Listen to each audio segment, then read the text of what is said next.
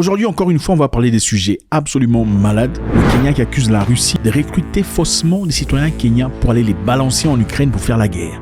Le gouvernement kenyan est très en colère à l'égard de Moscou et ils exigent une réunion en urgence. Est-ce que la Russie est réellement en train de recruter des Kenyans sans que le gouvernement kenyan ne soit au courant?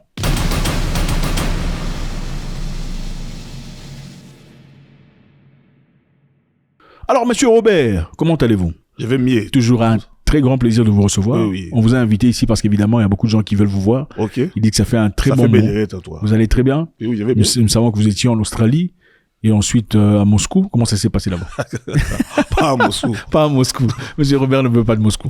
Bah écoutez, au Kenya, on a déclaré que le Kenya va s'entretenir avec la Russie face aux informations croissantes selon lesquelles des citoyens kenyans seraient recrutés sans le savoir, pour combattre en Russie, dans la guerre contre l'Ukraine. Et s'exprimant sur BBC, le monsieur ici que vous voyez, Musalia Mudavadi, qui est évidemment le ministre des Affaires étrangères kenyan, a traité d'inacceptable et clandestine les recrutements que font les Russes, ajoutant que Nairobi avait fermé des agences, à peu près 200 agences seraient fermées, des agences de recrutement évidemment, illégales, et exhorterait Moscou à signer un accord. Donc, ils veulent partir à Moscou signer un accord interdisant la conscription des soldats kenyans. C'est-à-dire forcer à Moscou de signer un papier qui dit qu'ils ne peuvent plus recruter des Kenyans. Qu'est-ce que vous en pensez?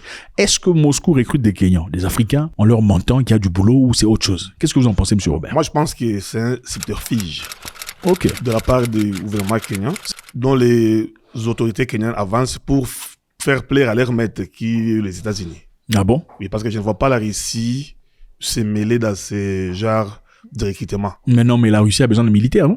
Oui, la Russie a besoin de militaires. Ça fait 4 ans qu'ils sont en guerre.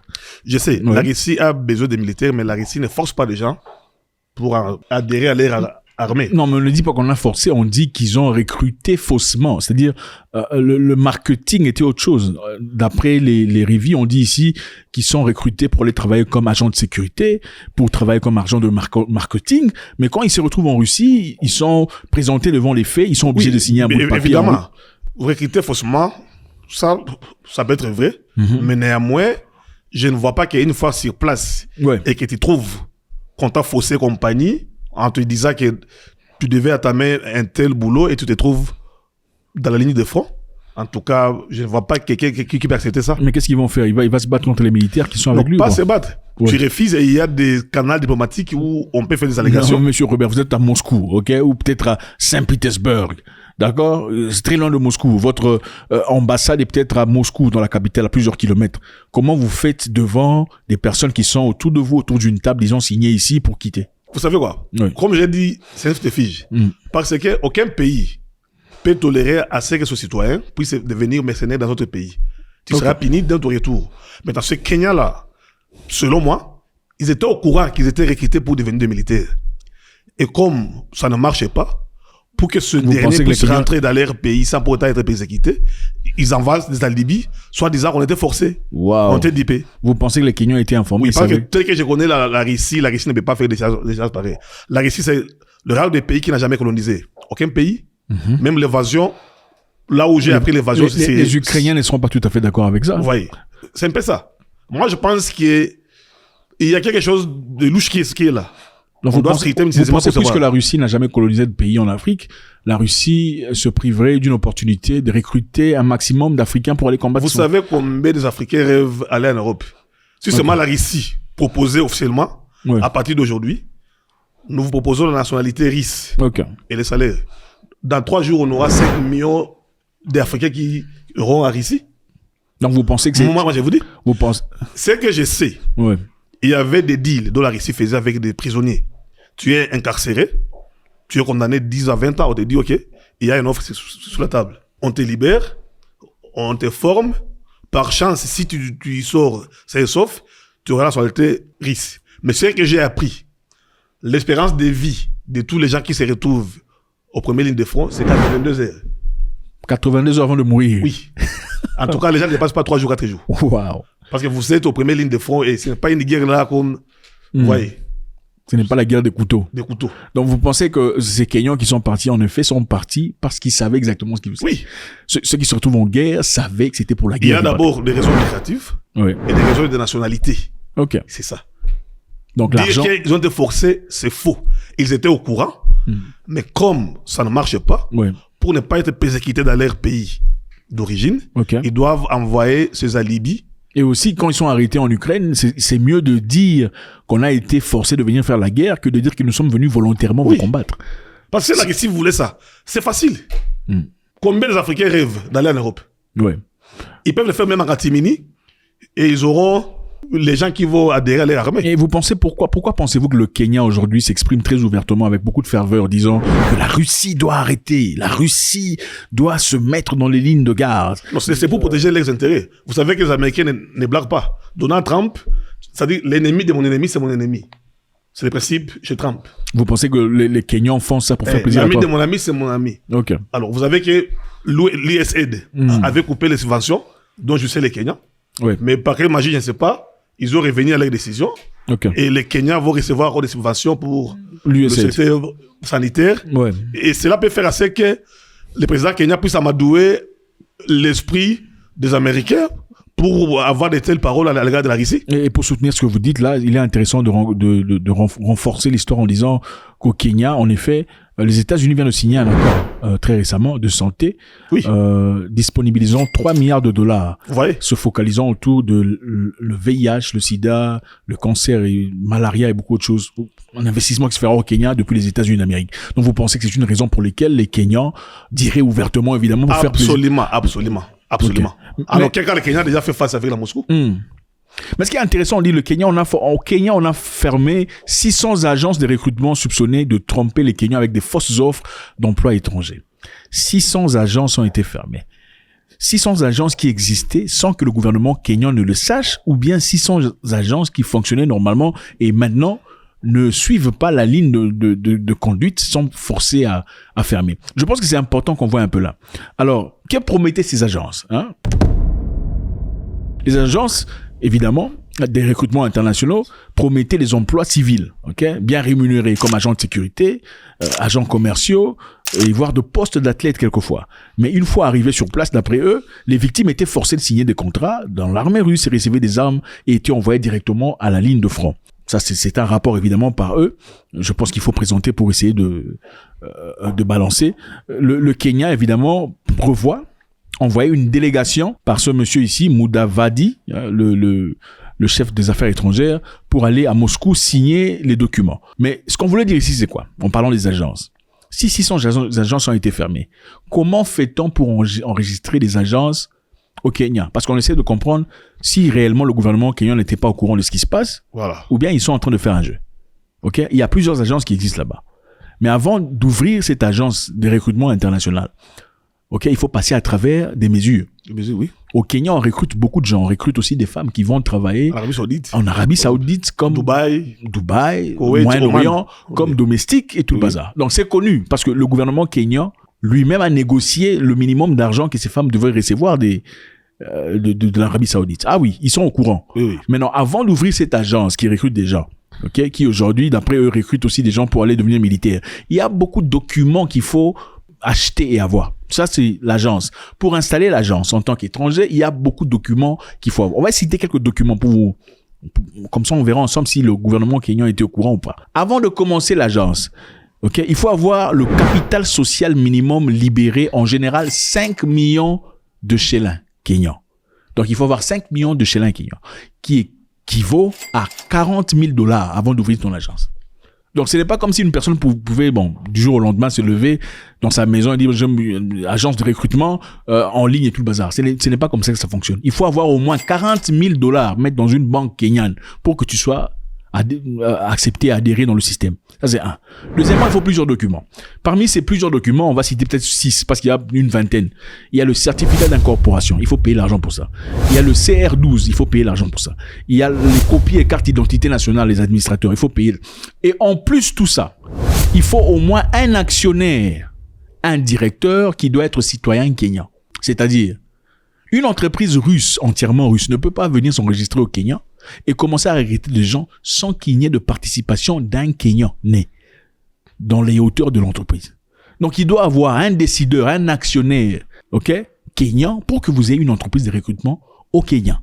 Il faut aussi avoir un contrat de bail, donc payer votre loyer de l'année, si c'est 1 an ou 2 ans. Il faut avoir une licence commerciale qu'il faut payer. Il faut avoir un certificat de conformité fiscale qu'il faut payer. Il faut avoir un certificat de bonne conduite, casier judiciaire sur place. Ok? Il faut avoir donc ça vous montre qu'il y a beaucoup de documents. Et avec ça, dire qu'on a fermé des entreprises, ça pose question. On va continuer pour que vous compreniez. Il faut aussi des inspections et une approbation avant de commencer à opérer. Donc, vous avez des documents déjà. Après avoir obtenu les documents, il faut une inspection et une approbation effectuée par le NEA, qui est l'office de recrutement au Kenya. Le NEA doit, numéro 1, faire une inspection physique de vos bureaux. Il doit faire une inspection du personnel et des installations. 2, en cas d'approbation, un certificat d'enregistrement ou une licence doit être délivré. Ce certificat doit être renouvelé périodiquement. C'est-à-dire, on peut pas dire qu'il y a est-ce qu'on peut dire qu'il y a des entreprises qui opèrent sans être connues? Jamais. Ok. Est-ce qu'après avoir fait des inspections du bureau, du personnel, on peut dire qu'on ne sait pas ce que ces entreprises sont en train de faire? Ils sont au courant. Ce n'est pas cohérent. On pose beaucoup de questions. Je pense que la seule chose qu'on peut dire ici, dans ce cas, c'est-à-dire que le gouvernement kenyan est en train de s'exprimer ouvertement, dans ce cas, pour montrer sa position vis-à-vis de l'espace géopolitique. C'est ça. L'idée, c'est on veut vous montrer que nous sommes contre eux. Okay? Nous n'aimons pas ce qu'eux ils font. Oui. Okay? Et nous ne sommes pas d'accord. S'il y a des Noirs là-bas qui se retrouvent en guerre, nous ne sommes pas au courant. Nous ne sommes pas au courant. Okay? Donc le gouvernement kenyan estime qu'environ 300 de ses ressortissants, ont été recrutés pour combattre en Russie. Et ces personnes ont été ramenées au Kenya. Et pour ça, ils ont eu à dépenser beaucoup d'argent dans des canaux officiels pour des traitements psychologiques et tout le bazar. Qu'est-ce que vous en pensez, monsieur?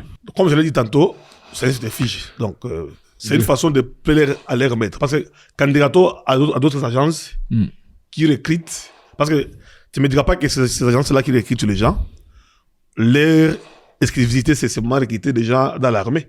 Okay. Il y a beaucoup sur les profils. Il y a ici, nous recrutons les gens qui veulent aller dans le Manoria, les pêcheurs. On veut recruter des masseurs. Oui. On veut recruter des casseurs de pierres. Vous comprenez? On veut recruter des agents de sécurité. On a besoin de chauffeurs, avec possibilité de devenir militaire, mais avec paye plus élevée ou facilité accélérée d'obtention de passeport. On cherche des gens qui vont travailler dans des compagnies de sécurité. Donc, pour masquer cette histoire-là. C'est ça. Donc, vous pensez que les Kenyans, ils sont au courant? Ceux qui sont dans l'armée savent exactement pourquoi ils sont partis là-bas. Ils ont les services secrets qui doivent savoir. Ok. Avant que même ces gens-là puissent... On ne peut pas avoir 600 entreprises sur place qui recrutent des gens sans que le service secret ne soit au courant. Vous savez, je suis de ceux qui pensent qu'il y a des choses qu'on ne pardonne pas. Je sais que c'est dur pour beaucoup de personnes qui ont du mal à comprendre le sens. Je pense qu'il y a des choses qu'on ne laisse pas passer. On ne balance pas dans le trou de l'oubli. Il y a certaines choses pour lesquelles il faut que la personne paye d'abord. C'est dur, mais c'est ça, la vie. La vie, c'est pas l'église, je suis désolé. L'église, c'est bien, okay? La générosité, tout ça, mais malheureusement, les humains ne sont pas généreux, pas du tout. Je suis de ceux qui pensent qu'il y a des choses qu'on ne pardonne pas, il faut punir. Il y a des choses pour lesquelles une personne, un humain, s'il fait, il ne mérite pas d'être parmi les autres humains, je suis désolé. Voilà pourquoi certaines personnes assument la condamnation de mort. Il y a beaucoup de personnes qui sont trop mous pour ça. Moi, je pense qu'il y a des choses qu'on fait dans la vie, il faut donner sa vie pour ça. On ne mérite plus d'être rétabli dans la société. Sénégal, voilà le Sénégal, un très beau pays que j'aime beaucoup. Un pays riche de culture et beaucoup de choses. Malheureusement, une situation horrible se passe au Sénégal. 14 personnes ont été interpellées dans un réseau de dédophiles. Quand je dis dédophiles, vous savez de quoi il s'agit? 14 personnes ont été interpellées au Sénégal pour dédophilie en bande organisée. Ok? Je vais essayer de lire ici pour que vous compreniez tous. Alors, on dit au Sénégal, la police a démantelé un réseau international de dédophilie. Ok, vous savez de quoi il s'agit? 14 personnes ont été interpellées, toutes de nationalité sénégalaise. Ça fait du mal. Alors, ces personnes ont été accusées notamment de dédophilie en bande organisée. Ok? On continue. 4 parmi ces personnes ont agi en contrepartie d'argent. Donc, ils ont été payés par quelqu'un. Qui a payé? C'était sur instruction d'un Français. Un Français a payé des Sénégalais au Sénégal pour conduire un réseau de dédophilie chez eux à la maison pendant qu'ils sont payés depuis la France. Le Français aussi aurait été arrêté et l'affaire a choqué tout le monde, en tout cas beaucoup de personnes au Sénégal. Les organisations de droits de l'homme appellent à des sanctions exemplaires. Des sanctions exemplaires. Et moi, je suis pour ça. Des sanctions exemplaires. Et nous savons que jusque-là, 150 enfants auraient pouvoir été victimes de ces histoires. 150 enfants de moins de 15 ans. Maintenant, la particularité de cette histoire, c'est quoi? La particularité est que, d'après la police, les 14 personnes mises en cause ont été accusées de pédophilie, de bande organisée, de proxénétisme, de viol. Vous savez de quoi viol il s'agit? Sur de moins de 15 ans, mais des actes de transmission volontaire. Acte de transmission volontaire du VI. Transmission volontaire du VI. En français, facile, parce que voilà, nous sommes des humains. C'est pas la littérature. Ces gens sénégalais sont payés par quelqu'un venant de la France. Leurs objectifs, c'est quoi? Chercher des enfants de moins de 15 ans. Organiser de bandes de situations où ces enfants de moins de 15 ans sont violés, sont et généralement, sciemment avec des personnes atteintes de BIH. Je recommence. Des Sénégalais sont arrêtés après avoir reçu de l'argent régulièrement d'une personne en France pour emmener des enfants ensemble, être pris de force des enfants, des jeunes garçons, principalement des jeunes garçons, émasculer des jeunes garçons. Ces enfants sont violés et généralement sont soumis à des interactions sans pro avec des personnes atteintes du VI. L'objectif, c'est quoi? On prend des photos et des vidéos, on les balance à la personne tordue en France qui publie et eux se font de l'argent. Ça me dépasse. Mais moi, ce qui m'étonne, parmi les 14 prévenus, la majorité, ou bien tous, sont sénégalais. En tout cas, ceux qui sont arrêtés sont sénégalais. Mais comment les Sénégalais peuvent faire ça? Et les publications disent depuis la France. On dit depuis la France. La France organise, enfin, les Français, tout ça, un réseau de pédophilie lié à la France. C'est vrai, bon, d'accord. Les gens sur place étaient tous sénégalais. Et ça fait la honte dans mon cœur. Comment pouvez-vous faire ça à vos propres enfants? Ça me dépasse. Vous savez, dans l'esclavage, quand le maître voulait asseoir son pouvoir sur les Noirs, qu'est-ce qu'il faisait? Il cherchait le Noir le plus robuste parmi les autres Noirs. Et ce Noir le plus robuste, on le mettait au milieu. Après l'avoir tabassé, après avoir résisté au chef ou au maître, on va le courber devant tout le monde. Ou le maître va se mettre derrière lui et faire ce que vous imaginez là. De manière le plus brutale pour l'humilier, pour les masculer, dévorer ses femmes et ses enfants et toute sa génération. Et quand on fait ça à l'homme le plus robuste, qu'est-ce qui se passe? Vous tous, vous êtes ramollis. Si on a fait ça dans le passé, comment est-ce qu'aujourd'hui, à cette ère, 2021, vous pouvez prendre des enfants, même s'ils ne sont pas vos enfants directs, considérez-les comme vos neveux, considérez-les comme les enfants de vos voisins. Vous faites ça avec ces enfants sans protéger. Et on emmène sciemment des gens qui sont atteints du VI. Parce qu'il y a des gens tordus sur Internet. Je sais que vous ne savez pas, mais ça coûte beaucoup d'argent. Il y a des folies qui coûtent beaucoup d'argent. Pourquoi vous pensez que l'histoire là existe? Comment vous appelez ça? Là où les gens vendent leurs pieds, ça s'appelle quoi là où les gens vendent nus récemment? Il y a des comptes là, j'ai oublié comment vous appelez ça. Là où les gens vendent nus, enfin ou à moitié nus, tout ça, ils se font de l'argent.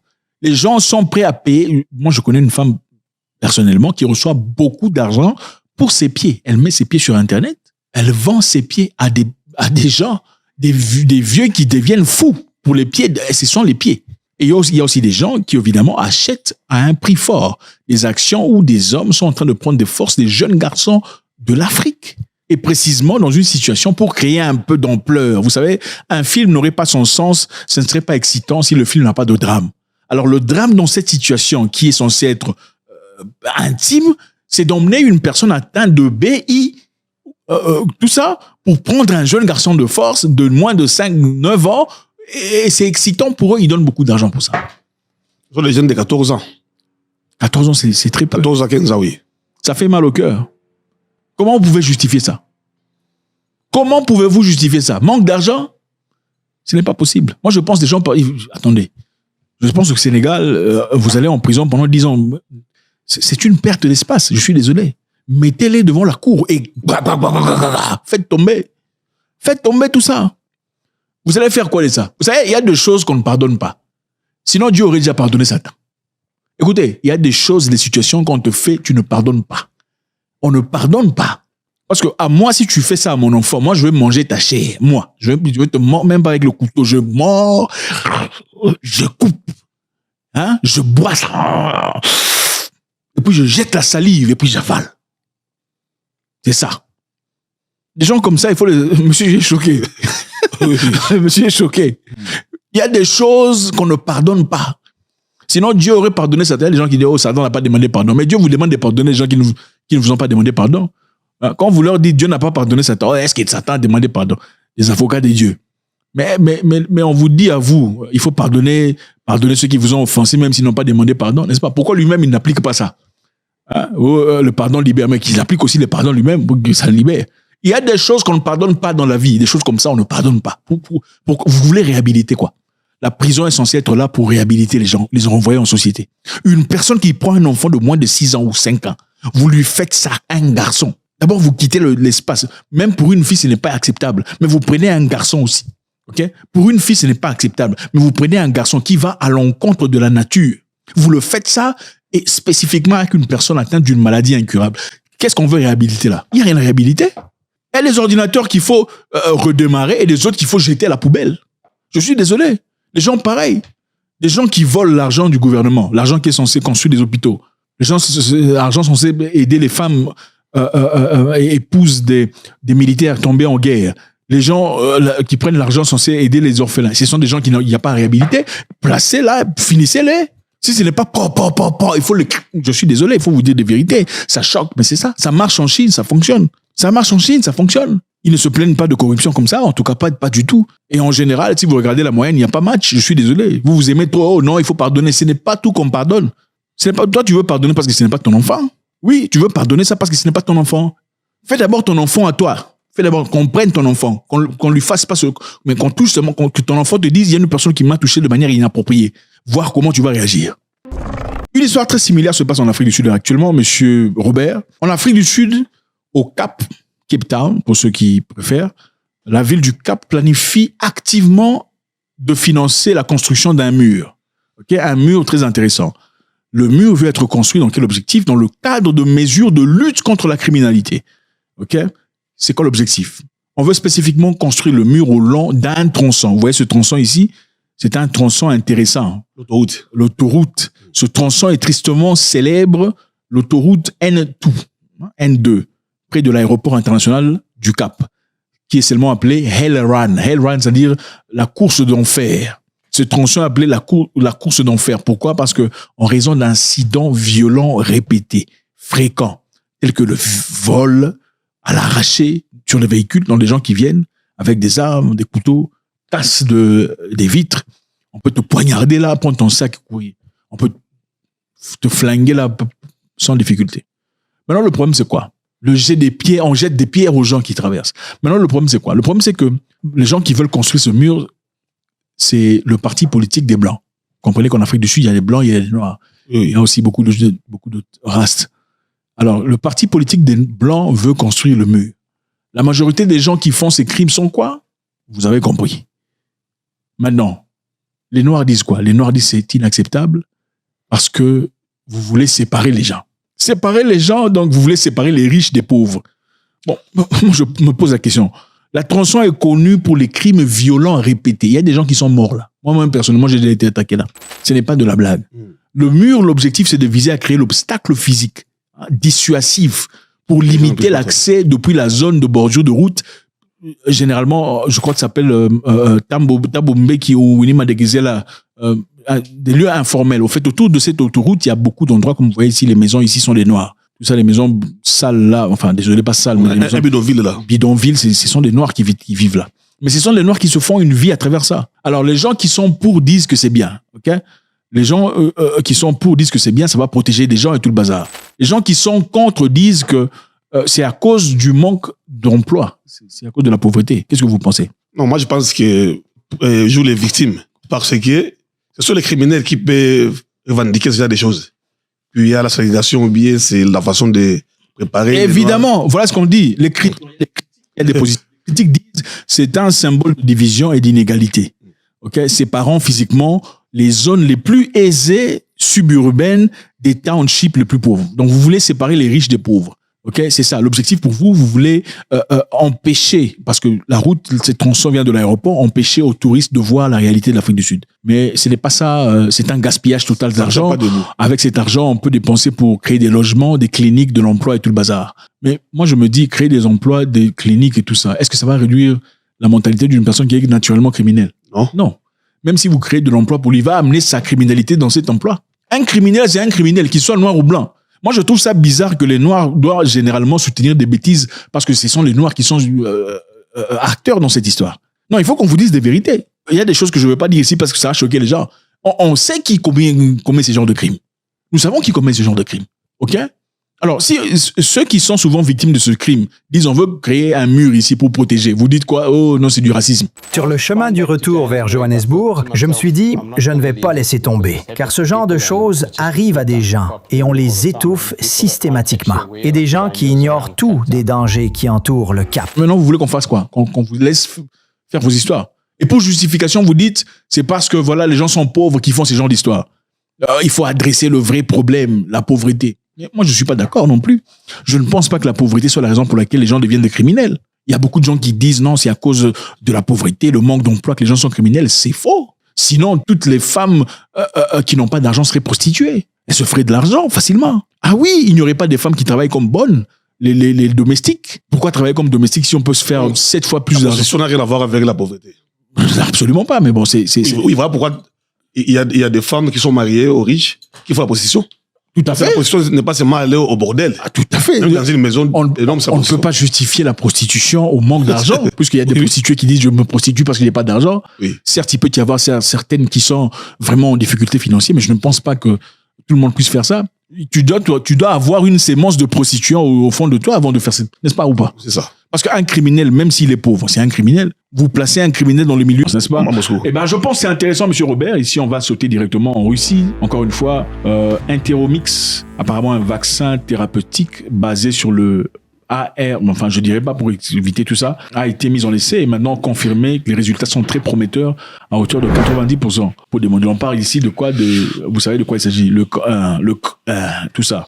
Maintenant, c'est très intéressant parce que nous savons que l'Occident se fait beaucoup d'argent dans cette histoire. Les entreprises, de l'autre côté, se font à hauteur de 93 milliards de dollars par an. En 2025, voilà les estimations. Alors, ceci, évidemment, pourrait poser problème. Qu'est-ce que vous en pensez? Donc, bizarrement, c'est une nouvelle qui ne peut jamais enchanter les laboratoires. Vous voyez, parce que beaucoup de gens font de l'argent dans ce genre d'histoire. Vous voyez. Voilà pourquoi même la nouvelle n'est pas publiée. Non, mais elle est critiquée comme pas possible. On dit oui, elle est critiquée parce que le monde n'aime pas ça. Voilà. En critique, on dit que le test a été fait en laboratoire, seulement avec des animaux. Il n'y a pas de preuves concrètes. Mais où est le mal si ça aide?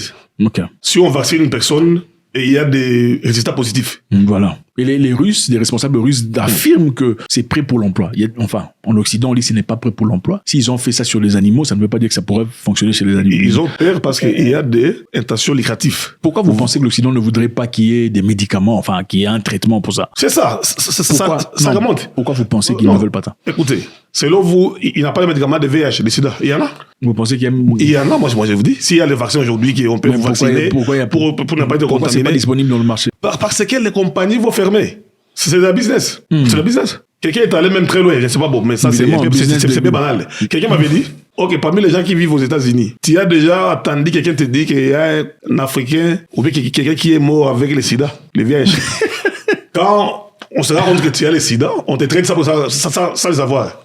C'est un peu banal, hein? Je sais que les scientifiques vont commenter, vont me contredire, mais quelqu'un m'avait dit ça. Il fait médecine aux États-Unis. Il dit, tu n'auras jamais quelqu'un qui est mort de sida ici. Mais bon, écoutez, il faut quand même rappeler qu'il faut se protéger. Il faut toujours faire... Il faut se protéger. Oui. Écoute, le monde a tous les remèdes. On le trompe. Vous pensez que les remèdes sont cachés? Oui, les remèdes sont cachés pour des besoins lucratifs. On veut d'abord pour faire souffrir l'humanité. Faire souffrir l'humanité en se faisant de l'argent. Donc, on se fait beaucoup plus d'argent avec les traitements palliatifs. Vous vous souvenez l'histoire là dont on ne va pas citer? Les gens qui portaient des masques. Oui. C'était de la business. Mais heureusement pour nous, parce que les pays instigateurs, la plupart de leurs communautés étaient contre ça. Et même Trump. Les conservateurs, les républicains.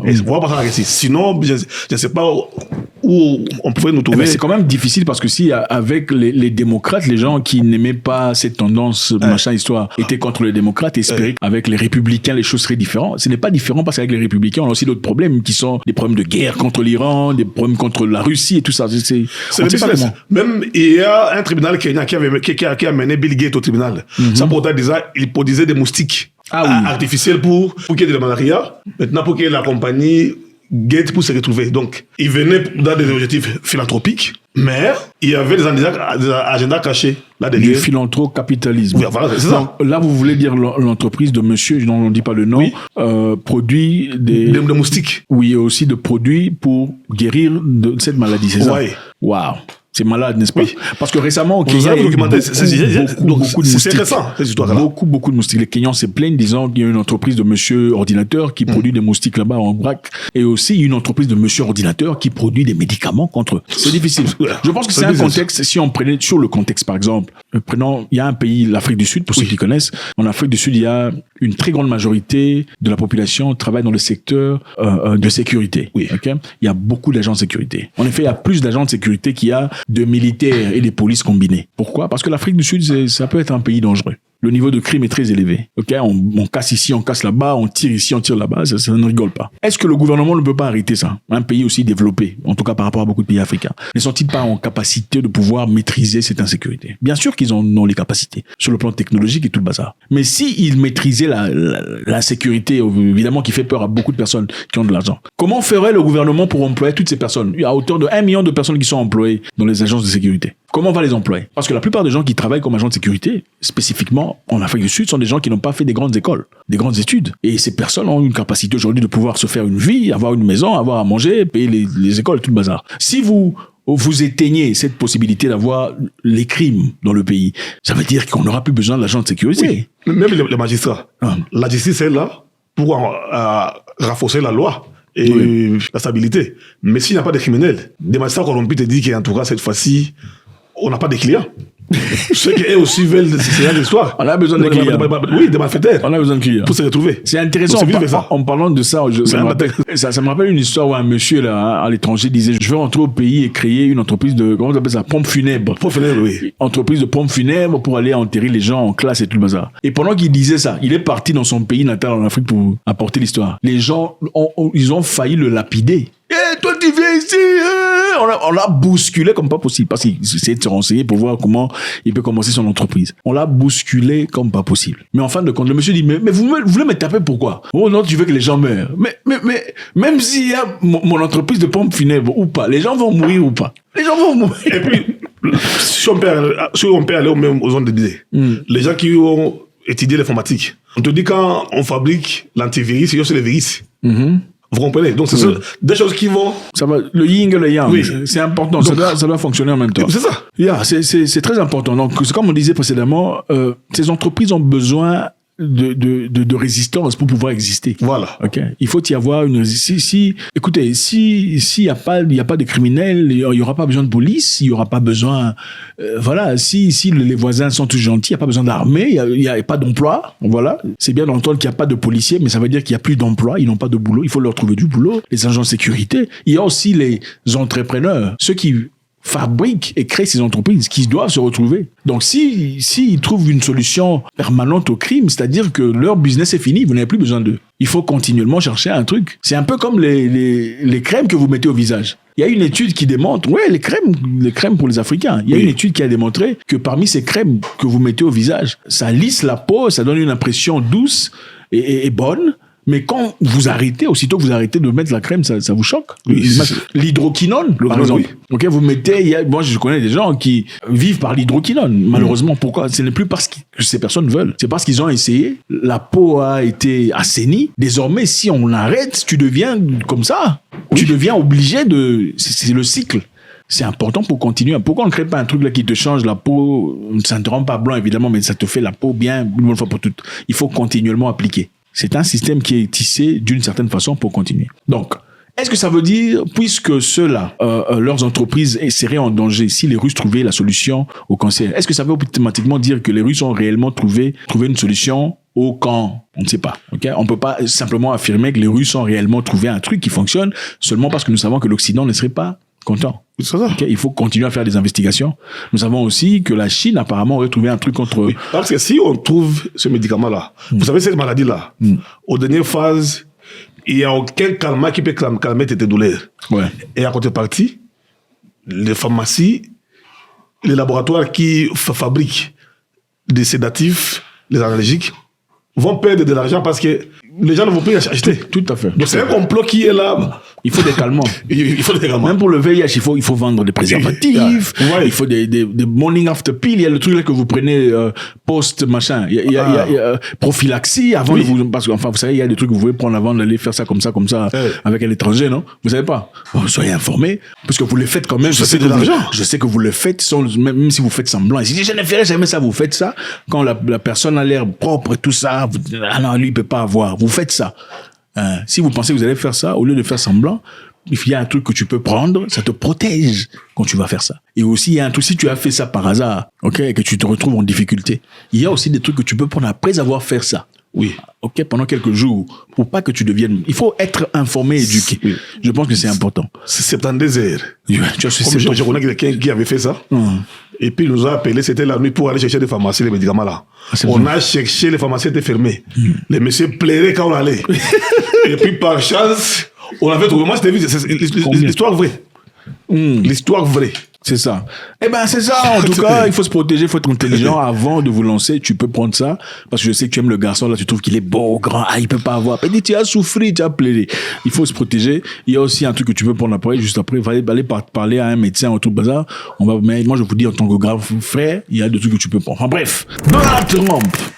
Donald Trump a été accusé de publier une vidéo raciste à travers ces plateformes présidentielles. La vidéo, en effet, a présenté Donald Trump comme figure de Lion King, le roi lion. Donald Trump était le lion dans l'histoire. Il y avait aussi des démocrates qui sont des adversaires des républicains américains qui étaient figurants. Ils étaient des animaux, des chèvres, des girafes, tout ça. Mais parmi eux, il y avait aussi Barack Obama et son épouse. Barack Obama et son épouse étaient quel animal ou quel animal? Des singes. Évidemment, avec le visage. On ne va pas vous montrer la vidéo ici, vous pouvez aller chercher vous-même. Et les gens sont très en colère. Tollé général, on dit que Trump doit s'excuser parce que ça a été publié dans les plateformes officielles de la Maison Blanche. Trump dit qu'il ne s'excusera pas. Il dit, lui, il n'a pas vu toute la vidéo d'ailleurs. Il dit à la fin, il y avait une sorte d'image que les gens n'ont pas aimé. Une sorte d'image que les gens n'ont pas aimé. Quelle image de Obama et son épouse comme des singes. Moi non plus, je n'ai pas vu ça. Hein. Il dit ça. Moi, je n'aimerais pas, mais je n'ai pas vu. On va suivre ce que Monsieur Trump a dit. Je l'ai regardé, je l'ai vu, et je n'ai regardé que la première partie. Ça parlait de fraude électorale quelque part en Géorgie. Il y a eu beaucoup de fraude électorale, de la fraude en 2020. Et je n'ai pas vu l'ensemble, je crois qu'à la fin il y avait une sorte d'image que les gens n'aiment pas. Moi non plus ça ne me plairait pas, mais je ne l'ai pas vu. Je n'ai regardé que la première partie. Alors monsieur Robert, qu'est-ce que vous en pensez? Moi je pense que, ce que je connais, la Maison Blanche est parmi des maisons présidentielles bien structurées. Et je ne vois pas qu'on peut engager quelqu'un qui est chargé de communication, une personne maladroite. Tout à fait. Vous comprenez? Parce que moi, j'ai du mal à accepter beaucoup de choses. Hein. J'ai jamais vu quelqu'un poster ses photos ni, soit disant qu'il a oublié. Ok. Bon, écoute, ça arrive. Ça c'est déjà arrivé, mais c'est très rare. Oui, c'est déjà arrivé. Oui. Beaucoup de gens ont des tas de photos dans leur téléphone. Mais ils posent ces photos-là rarement. Je pense que la personne qui avait posté devait d'abord regarder le contenu pour ne pas mettre en danger le département de la Maison Blanche. Et aussi à une personne de ce calibre, comment dire, médias sociaux de ce calibre, je pense pas qu'il y ait une seule personne qui gère ça. Déjà, moi seul, avec mon histoire, tout ça, Facebook seulement, nous avons plus de une douzaine d'administrateurs. Et puis suite, il y a une douzaine d'administrateurs qui gèrent. D'ailleurs, il y a des commentaires qu'on fait là que ce n'est pas Monsieur Mwikassa qui le fait, ce sont des gens qui le font. Voilà. Ils ont pour objectif d'interagir. Je n'ai pas le temps de parler avec beaucoup de personnes. Enfin bref, je pense qu'avec la Maison Blanche aussi, il devrait y avoir au moins une quality control, c'est-à-dire des gens qui sont là pour vérifier. On veut publier ça. Ok. Est-ce que c'est bon? Ok. Vous passez à une personne. Est-ce que c'est bon? Ok. On attend l'accord final. Ok, c'est bon. Vous pouvez publier. Et puis chose grave. Donc toutes ces personnes-là n'ont pas vu le truc là raciste. La personne qui a publié n'était pas ni suspendue ni renvoyée. Ok. Il devait être congédié. Ouais. Suite à l'histoire dont les États-Unis ont expérimenté. C'est un pays qui est passé par la ségrégation raciale où les Noirs étaient discriminés. Et la vidéo là a porté atteinte à l'égard de l'ancien président, tout à fait, qui est noir. Tout à fait. Vous voyez, dans le cadre de l'éthique, on devait suspendre même, ou faire cet embrassement pour atténuer la tension. Mais ils n'ont pas fait ça. Mais ils n'ont pas fait ça. Et Trump refuse de s'excuser. Il a fait sciemment. Évidemment, en refusant de s'excuser, c'est une façon de dire, de rejeter la responsabilité. Voilà. Parce que s'il s'excuse, c'est-à-dire j'accepte mon erreur. Et c'est pour lui catastrophique, en tout cas, vu que les élections arrivent pas très, dans pas très longtemps. Voilà ce que c'est, monsieur Robert. C'est toujours un grand plaisir de vous revoir ici. Alors, vous revoyagez quand? Incessamment.